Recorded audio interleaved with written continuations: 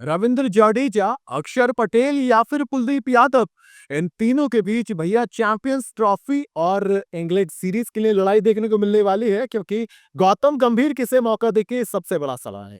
19 फरवरी से champions trophy की शुरुआत होनी है, यानी इसमें करीब 1.5 महीने का वक्त है अब टीम इंडिया के पास, और स्क्वाड का ऐलान 12 जनवरी को करना है, क्योंकि वो लास्ट डेट है। लेकिन माना जा रहा है कि इंग्लैंड के खिलाफ होने वाली वनडे सीरीज में इसकी आधी से ज्यादा तस्वीर साफ हो जाएगी, क्योंकि चैंपियंस ट्रॉफी की तैयारियों के लिए इंडिया के पास सिर्फ एक यही आखिरी मौका है।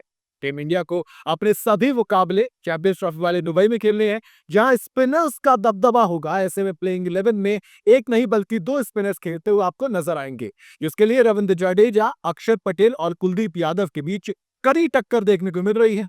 सवाल आता है कि कप्तान रोहित शर्मा और हेड कोच यानी कि गौतम गंभीर किन दो को मौका देंगे, क्योंकि स्क्वाड में तो भैया तीनों के तीनों जाने वाले हैं। अगर दुबई की पिच की बात करूं तो ये पिच काफी स्लो हो जाती है जैसे जैसे जाती है। इसका मतलब ये कि बॉल फंस के आती है और स्पिनर्स का जो रोल होता है वो ज्यादा बढ़ जाता है।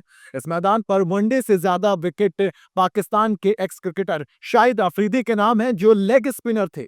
इस हिसाब से अगर देखा जाए तो इंडियन टीम को अपने स्क्वाड में 3 स्पिनर को शामिल करना पड़ेगा। रिपोर्ट्स के मुताबिक चैंपियंस ट्रॉफी में इंडिया के स्क्वाड में वनडे और टी20 वर्ल्ड कप की तरह ही लगभग सिमिलर देखने वाली है, यानी कि जडेजा, पटेल और कुलदीप, यानी कि तीनों की तिकड़ी चैंपियंस ट्रॉफी में भी आपको नजर आएगी।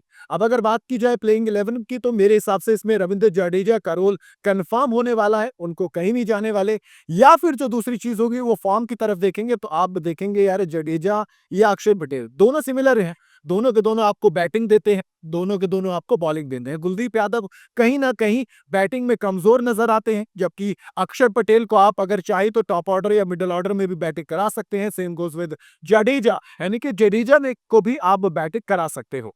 अब अगर बात करूं कुलदीप यादव की, तो वो चाइना मैन है, वो एक अलग क्वालिटी लेकर आते हैं। अगर बात करूं टी20 वर्ल्ड कप 2024 की, तो फाइनल में कई सारी चीजें हुई थी। कुलदीप यादव इंजर्ड भी है थोड़े से, तो ऐसा भी हो सकता है कि स्क्वाड में उनकी जो सब्जेक्ट टू फिटनेस वाला है वो स्टार मार्क आपको दिख जाए। न्यूजीलैंड के खिलाफ बेंगलुरु टेस्ट के दौरान वो चोटिल हो गए थे। इसके बाद हाल ही में जर्मनी में उनकी ग्रोइन सर्जरी हुई थी और वो फिलहाल बीसीसीआई के एनसीए में रिहैब के लिए गए हुए हैं। उन्होंने अभी अपनी बॉलिंग शुरू तक नहीं की है, तो ऐसा हो सकता है वो सब्जेक्ट टू फिटनेस की वजह से बाहर हो सकते हैं, या फिर वो सब्जेक्ट टू फिटनेस की वजह से अंदर भी हो सकते हैं। लेकिन अगर वो हटे तो फिर आपको ऑप्शन नहीं, आपके पास दो ही पॉइंट्स रह जाएंगे, यानी कि जडेजा और अक्षर पटेल। हालांकि उससे पहले 22 तारीख से क्या होने वाली है, 22 तारीख से आने वाला है दोस्त इंग्लैंड की सीरीज। वहां पर भी आपको काफी कुछ झलक देखने को मिलेगी।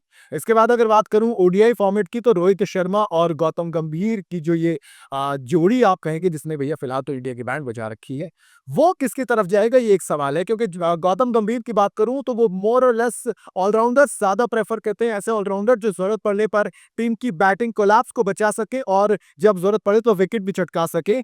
इसलिए सबसे ज्यादा चांसेस अक्षर पटेल और रविंद्र जडेजा दोनों के हैं।